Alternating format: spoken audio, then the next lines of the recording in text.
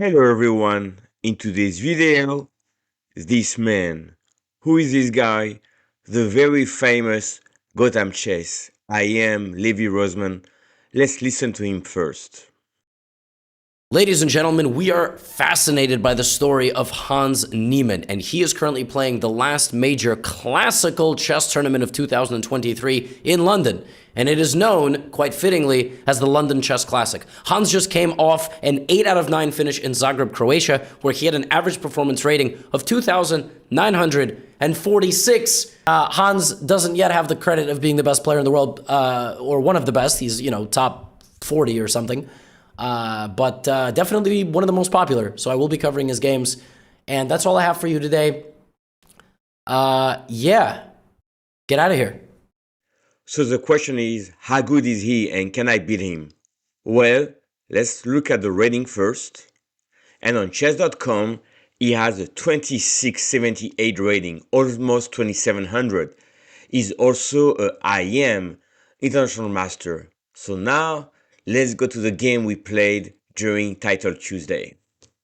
And here we go. Levy with white play 1e4. So I go with my Sicilian. And here he goes with a3. I'm going to go quickly in the opening because this is kind of like a weird move. And he plays b4. And of course I could grab a pawn. But I decided not to do that and play b6, which is a safer move, defending c5. We play quickly. You can see on top of the screen he has 2 minutes and 19 seconds, and so far I'm playing faster. But then we go on in the opening, and here is castling, and I don't like this bishop on b5, so I just play a6. Here we go, and now you can see in the time, I use 1 minute so far, he used 1 minute. This is 3 minutes per player and 2 seconds increment, right? So e5, I move like that, we exchange a few pieces, and here I decide to do d5. I simply want to go one more square. Of course, Levy sees that, and here I have a choice. I can play bishop e7, I can probably take here, and I decide to close the position here. The reason I'm doing that is because my king is still in the center, so I don't want to open the lines. I haven't castled yet. Alright, bishop b4, exchanging more pieces, and queen b6, attacking right there. So here I could simply castle, right, like that. But I thought that I should put pressure on Levy, and I play a5. My bishop defends over here. I'm putting pressure on this b pawn, right? So the game goes on. We exchange pieces, and I have to be careful here because if I don't play carefully, the rook would come and skewer my king. And the game goes on like that. And queen d2 is trying to do some shenanigans on the king side. h6. Now the position is about even here. And I like my bishop here if I can move it over there, but he has a good knight. My only trouble here is like we're on move 20 and I haven't castled yet. So that's what I need to do. And finally on move 21, I'm castling. So it's a pretty closed position. We have our pawns like that facing each other. And I do have the a5, but of course, Levy has put his pieces on the king side. So h4, logical, rook b8, we exchange a pair of rook, and here g4.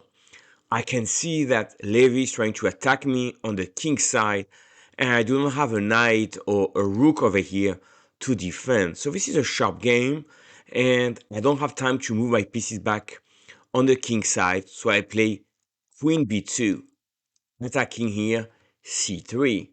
So what's happening here is rook e3 is played, and here I play check over here. It turns out that the best move in this position was to do rook a2, attacking this pawn, and if you move the knight over here, I can simply play queen c1 with a very strong attack with bishop a4. At any rate here, I play the second best move, which is check. Now the king moves, And this is a complex position. My idea, and I played that, is Queen C1. Keep in mind that Levy played very fast here. He's still at the 2 minutes mark, and I only have around 1 minute left here. But with Queen C1 here, what am I threatening? Well, the Queen can come and invade. So I was very optimistic about my chances. G5, I give a check, and here that King is in trouble. So I play the excellent move H5. H5 covers here, and now I'm threatening all sorts of attack. So I thought I was winning. G6 played, and here I had to take on G6. Because if you play Queen G5, King H7, and my king is safe over here. However, I misplayed here, and I thought I would just defend on F7. Now, the game continues, I give a check, and I'm down an exchange. However, here, the king here is fairly weak, right? So I keep giving checks, give another check, I keep giving check. Look, I'm only have 36 seconds left. He has a minute and a half. So now he's doing king f3, and I'm settling for the draw. I want to give a check, and now we are cool. But here, he plays king e2. I don't have any check over here, and if I give a check over there, it would take, and the end game, the rook would be better than the bishop. So over here, I finally take on g6. Rook a2, clearly is trying to invade over here. King h7, tucking my king in a corner. Now, rook a7, definitely some attacking sense, and I play an excellent move. Queen b1, only have 25 seconds left, but look at this queen. The queen is coming back and is also defending over here. So finally here, Levy play Queen f6. It looks like he has a crushing checkmate in one move, but he's black to play. I give a check, he moves the king. I give another check, he tries there. I give a check, he tries again, he moves the king. I give a check, and here this is a threefold repetition because I can always continue forever to give checks like that. So we repeated the position one time, second time, and third time.